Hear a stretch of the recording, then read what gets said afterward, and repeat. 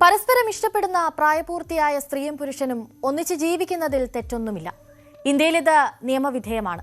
വിദേശ രാജ്യങ്ങളിൽ കാലങ്ങൾക്ക് മുൻപേ ഇത്തരം പുരോഗമനപരമായ നിയമങ്ങളൊക്കെ വന്നിട്ടുമുണ്ട്.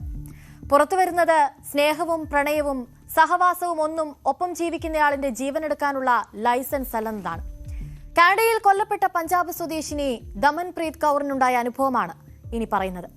ദമൻപ്രീത് കൗർ എന്ന 23 വയസ്സുകാരി പഞ്ചാബിലെ ലുധിയാന ജില്ലയിലെ സമറാലയിൽ നിന്ന് വലിയ സ്വപ്നങ്ങളുമായി പഠിക്കാനും ജോലിക്കുമായി കാനഡയിലേക്ക് പറന്ന ആ പെൺകുട്ടി ഇന്ന് നമുക്കൊപ്പമില്ല.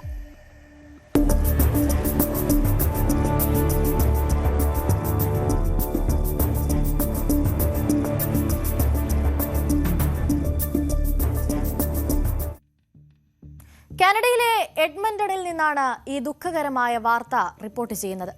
ഈ മാസം 9-ന് ഇന്നേക്ക് 16 ദിവസം മുൻപ് കനേഡിയൻ സമയം വൈകിട്ട് 6:45 എഡ്മണ്ടൺ പോലീസ് സ്റ്റേഷനിലേക്ക് ഒരു കോൾ വന്നു. പരുക്കുകളോടെ ഒരു യുവതി ബോധരഹിതയായി കിടക്കുന്നുവെന്നായിരുന്നു കോൾ വിളിച്ചയാൾ പറഞ്ഞത്. ഇത്തരം കാര്യങ്ങളൊക്കെ വിദേശത്ത് ഗൗരവമായാണ് കൈകാര്യം ചെയ്യുന്നത്. നമ്മുടെ നാട്ടിൽ ചിലപ്പോൾ ഇങ്ങനെ ഒരു കോൾ വന്നാൽ പോലീസ് ലാത്തിയും ജീപ്പും ഒക്കെ എടുത്തു വരാൻ ചിലപ്പോൾ താമസിച്ചേക്കാം.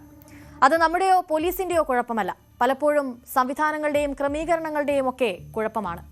ഇന്ത്യയിലെ ഏറ്റവും നല്ല പോലീസ് നമ്മുടെ കേരളത്തിലേത് തന്നെയാണ്. എന്തായാലും ഫോൺ കോൾ വന്നയുടൻ സർവ്വസജ്ജമായി എഡ്മണ്ടൺ പോലീസ് സിൽവർബെറി എന്ന സമീപ പ്രദേശത്തെ വീട്ടിലേക്ക് പാഞ്ഞു ചെന്നു. പട്രോളിംഗ് സംഘവും കൂടെ എത്തി. ഇവർ കാണുന്നത് ശരീരമാസകലം മുറിവുമായി കിടക്കുന്ന ദമൻപ്രീതിനെയാണ്. ബോധരഹിതയായിരുന്നു അപ്പോഴവർ. വലിയ തോതിൽ അതിക്രമത്തിനിരയായിരുന്നു ദമൻപ്രീത്. വലിയ തരത്തിലുള്ള മർദ്ദനം അവർക്കേറ്റിരുന്നു. ജീവനുണ്ടായിരുന്നു എന്ന് മാത്രമേ ഉണ്ടായിരുന്നുള്ളൂ. പോലീസ് ഉടൻ തന്നെ ദമൻപ്രീതിനെ ആശുപത്രിയിലേക്ക് മാറ്റി. അവിടെ വെന്റിലേറ്ററിലായിരുന്നു അവർ. ശരീരത്തിന്റെ മിടിപ്പുകൾ പതിയെ ഇല്ലാതായി. 3 ദിവസത്തിന് ശേഷം അവൾ ഈ ലോകത്തോട് വിട പറഞ്ഞു.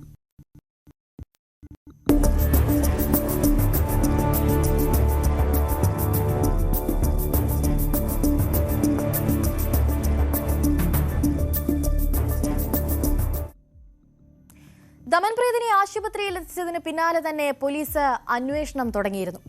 ഒപ്പം താമസിച്ചിരുന്ന ഇന്ത്യക്കാരൻ തന്നെയായ റിതേഷ് കുമാറിനെ കസ്റ്റഡിയിലെടുത്തു. ദമൻപ്രീതും റിതേഷ് കുമാറും 1 വർഷത്തോളമായി ഒന്നിച്ചായിരുന്നു താമസം. അതിക്രൂരമായാണ് ദമൻപ്രീത് കൊല ചെയ്യപ്പെട്ടതെന്ന് 14-ാം തീയതി പോസ്റ്റ്മോർട്ടം റിപ്പോർട്ടും പുറത്തുവന്നു. ഇതോടെ റിതേഷ് കുമാർ അകത്തായി. 5 വർഷം മുൻപ് വിദ്യാഭ്യാസ വായ്പയെടുത്താണ് ദമൻപ്രീതിനെ മാതാപിതാക്കൾ കാനഡയിലേക്ക് അയക്കുന്നത്.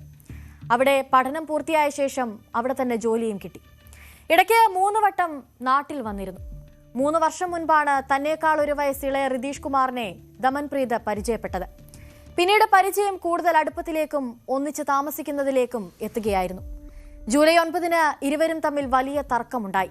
ഇതിനിടയിൽ റിതേഷ് ദമൻപ്രീതിനെ തല്ലി. ദമൻപ്രീത് തിരിച്ചും ആക്രമിച്ചു.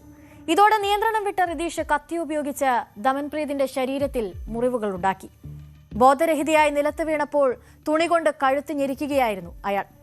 റിതേഷ് കനേഡിയൻ പോലീസിനോട് കുറ്റം സമ്മതിച്ചിട്ടുണ്ട്. ഉത്തർപ്രദേശുകാരനാണ് ഈ റിതേഷ്. ദമൻപ്രീത് മരിച്ചത് 12-ാം തീയതിയാണെങ്കിലും ഇപ്പോഴാണ് ഇത് വാർത്തയാകുന്നത്. അതിനൊരു കാരണമുണ്ട്. സാധാരണ കാനഡയിൽ ആരെങ്കിലും മരിച്ചാൽ ഒന്നുകിൽ അവിടെ തന്നെ സംസ്കരിക്കും, അല്ലെങ്കിൽ നാടുകളിലേക്ക് കൊണ്ടുവരും. ദമൻപ്രീതിന്റെ കാര്യത്തിൽ ഇത് രണ്ടും ബുദ്ധിമുട്ടായിരിക്കുകയാണ്. മാതാപിതാക്കൾക്ക് മകളെ അവസാനമായി ഒരു നോക്ക് കാണണം. ഇരുവർക്കും അതിനായി കാനഡയിലേക്ക് പോകാനുള്ള സാഹചര്യവുമില്ല. കാരണം ഉള്ളതൊക്കെ നുള്ളിപ്പെറുക്കിയും വായ്പയെടുത്തുമാണ് വലിയ പ്രതീക്ഷകളോടെ മകളെ പറന്നുയരാൻ വിട്ടത്. നാട്ടിലേക്ക് മൃതദേഹം കൊണ്ടുവരണമെങ്കിൽ അതത്ര എളുപ്പവുമല്ല. അതിനുള്ള ചെലവ് ഈ കുടുംബത്തിന് താങ്ങാവുന്നതല്ല.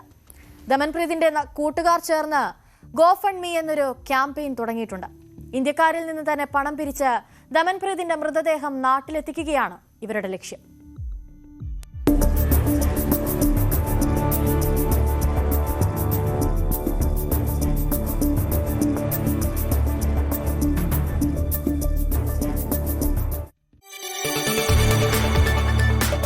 കൂടുതൽ വാർത്തകൾക്ക് News 18 Keralam YouTube channel subscribe ചെയ്യുക.